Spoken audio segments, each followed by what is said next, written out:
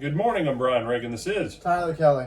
and we welcome you to our mornings with Brian and Tyler. Today we're in Proverbs 13:4.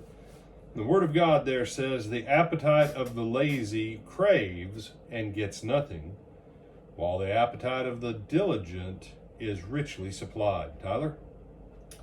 So in this set of verses, like I said, was talking with Brian earlier, they reminded me of he who doesn't work doesn't eat, because in this case, and it's the lazy man who desires but doesn't have anything because he's not putting in any work for it. He's just like, oh yeah, I want something, but I'm not going to make any effort to get this thing that I want.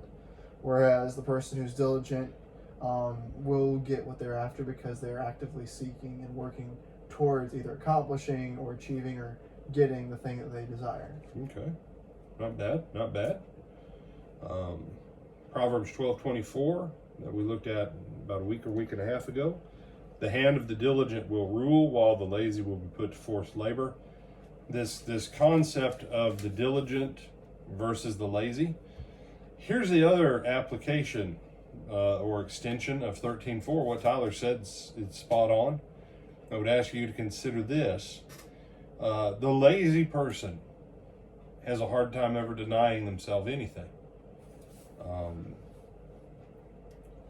If you have,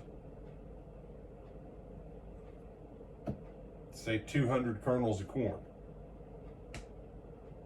and that's all the corn you've got left, the lazy person's like, I'll just go on ahead and cook and eat that.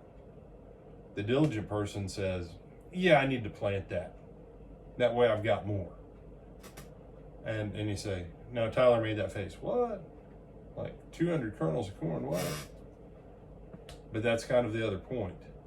You can spend all your check when you get it, or you can set some of it aside. And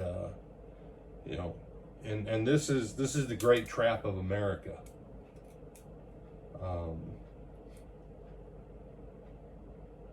Most everything that people have that they use to live the good life is financed anywhere between 6 and 21% interest. And they say, man, I'm working hard. I deserve this boat. That's the point about always craving. And at the end of it, you're going to have nothing. They say, well, what if you deny yourself for 20 years and you manage your money wisely? You missed out on 20 years. You could have had fun with it. Well, that's one way to look at it.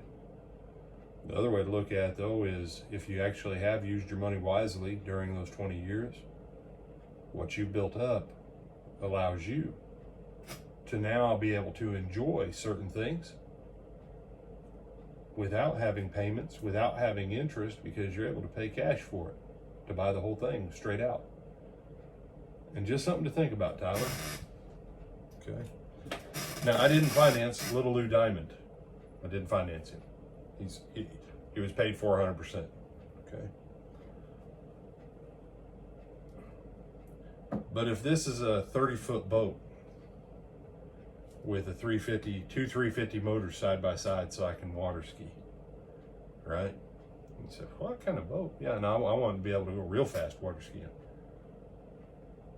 But I've got $70,000 financed on that boat. And 9 months out of the year, it sits in dry dock.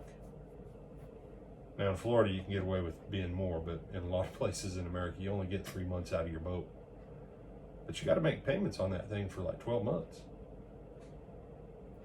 $1,000 a month going out on something for 5 or 6 years. But you only get to use 3 months out of the year. Do you understand? I hope you get all the joy out of it you can during those 3 months.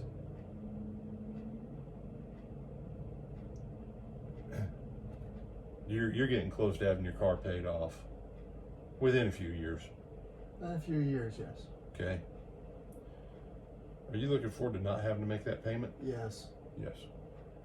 Once you got that car paid off, your goal is to save up for your next car or to trade it in and get another 5 or 6 years worth of car payments.